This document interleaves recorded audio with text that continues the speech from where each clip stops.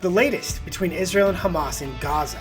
We're going to talk about President Trump bringing back the presidential fitness test, the end of the use of the term the Green New Deal, and a few more things on a special Wednesday episode of 10 Minute Drill. Everybody get up, get up. The story of America is the story of an adventure.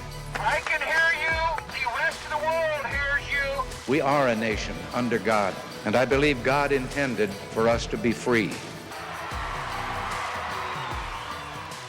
This week, President Trump is preparing a new executive order dealing with debanking, specifically targeting the bad behavior of big banks like JP Morgan Chase. And what do you think the banks have done? Well, they did discriminate. I had J.P. Morgan Chase. I had hundreds of millions of dollars in cash. I could see if they want to, if they want to do something bad because you don't have any money and you defaulted and they took people out. But I'll give you me as an example. I had hundreds of millions. I had many accounts loaded up with cash. I was loaded up with cash, and they told me, "I'm sorry, sir. We can't have you. You have 20 days to get out." The fact that in President Obama's administration, they gave new tools to the Department of Justice, to the CFPB and others to regulate and force banks to get rid of certain customers based on reputational risk. And that definition of reputational risk was incredibly broad, to include things like gun dealerships, to include things like conservative beliefs. And that allowed these banks like JP Morgan Chase to go on a crusade, getting rid of so many of their customers whose political ideology they didn't agree with. That is coming back to a head right now, particularly as it relates to cryptocurrency. Over the last several months, there's been a debate about banking regulations and how they might impact things like financial technology, fintech, Venmo, crypto, Coinbase, things like that.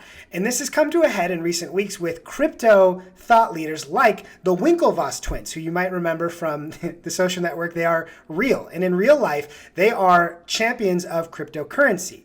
They raised a red flag about a proposal being pushed by big banks like JP Morgan Chase and Jamie Dimon that would restrict people's ability to share their own personal banking data with platforms like the Winklevoss brothers' Gemini platform, which is a cryptocurrency platform. JP Morgan Chase wants to control that data so that they can control the technology it goes to. Crypto advocates are warning that this will kill President Trump's vision of being the crypto capital of the world. Now, we talked before about debanking. This came just last week. Tyler Winklevoss tweeted, JP Morgan and the banksters are trying to kill fintech and crypto companies. They want to take away your right to access your banking data for free via third-party apps like Plaid and instead charge you and fintechs exorbitant fees to access your data. This will bankrupt fintechs. That caused quite a stir. That led to this. My tweet from last week struck a nerve. This week, JP Morgan told us that because of it, they were pausing the re-onboarding of Gemini as a customer after they offboarded us during Operation Choke Point 2.0. They want us to stay silent while they quietly try to take away your right to access your banking data for free through third-party fintechs like Plaid. Sorry, Jamie Dimon, we're not going to stay silent. We will continue to call out this anti-competitive, rent-seeking behavior and immoral attempt to bankrupt fintech and crypto companies. We will never stop fighting for what is right. This comes after a week where there are a number of stories about JP Morgan Chase CEO Jamie Dimon trying to get close again with President Trump, despite attacking him consistently over the years, saying that he could beat him in an election, but also attacking cryptocurrency. Here's a number of times where Jamie Dimon has attacked crypto. I've always been deeply opposed to crypto, Bitcoin, etc. I'm a major skeptic on crypto tokens, which you call currency, like Bitcoin. They are decentralized Ponzi schemes. Bitcoin itself is a hyped up fraud. It's a pet rock. So again, crypto advocates are warning the administration that Jamie Dimon probably isn't the best person to trust on banking regulations that might impact cryptocurrency. Last week, the New York Times got a lot of attention for using a particular image on their front page, along with the headline, "Young, Old, and Sick Starve to Death in Gaza. Quote, there is nothing," unquote. Within a couple of days, a major correction was added to that story. We recently ran a story about Gaza's most vulnerable civilians, including Mohammed Zakaria al-Mutawak, who is about 18 months old and suffers from severe malnutrition.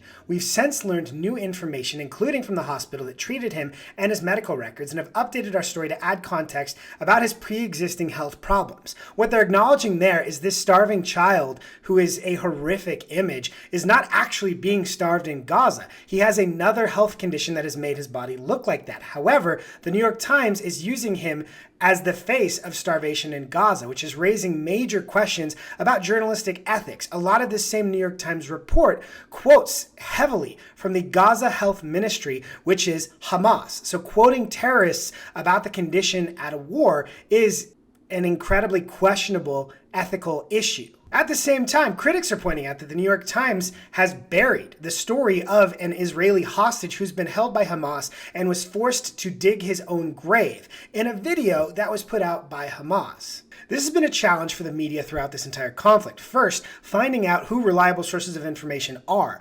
Unfortunately, they continue to treat the terrorist sources of information as reliable while downplaying so much of the terrible atrocities that have been done to Israelis, to the American captives held by Hamas, and so much more.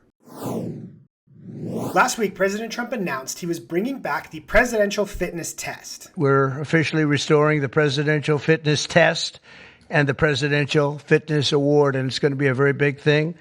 From the late 1950s until the 2013, graduate scholars all across our country competed against each other in the Presidential Fitness Test, and it was a big deal. This was a wonderful tradition, and we're bringing it back. However, not all in the media were pleased with this. Here's the New York Times. For some, the return of the presidential fitness test revives painful memories. The obesity levels for young children in America are far higher than they should be, and bringing back the presidential fitness test is one more opportunity to help at a young age develop good habits, strong health practices, and things like that. So we'll watch as this continues to unfold. New from Axios, Democrats retreat on the Green New Deal. President Trump's first term provoked the movement for a Green New Deal. His second term may have killed it. And Axios has tracked that the number of mentions of the Green New Deal have gone down drastically. From 2019, over 1,000, to now, 2025, they have logged over the last 3 months, Democrats in Congress have said the Green New Deal only 6 times across social media and on the floor. I was at the National Republican Senatorial back when this was first announced in 2019. This was one of the biggest gifts to Republicans we've ever heard. AOC, well before Joe Biden got in office and made so much of this into actual policy, announced they wanted to get rid of things like methane from cow flatulence or air travel that drove up such high emissions. They were willing to put it on paper, which was so outrageous and gave Republicans an opportunity to paint Democrats as radical. Little did we all know that within the next 5 years, Joe Biden would get into office and put so much of that into practice.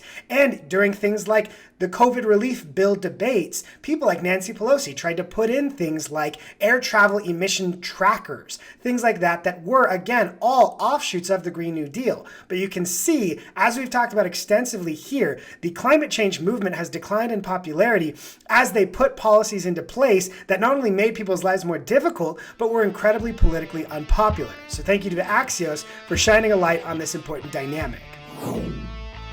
That is all the time we have for today. Thank you for joining us for this special Wednesday episode. We're on the road. We are coming to you live from the Mountain West here in Utah. We look forward to talking to you again tomorrow on a regular Thursday episode of 10 Minute Drill.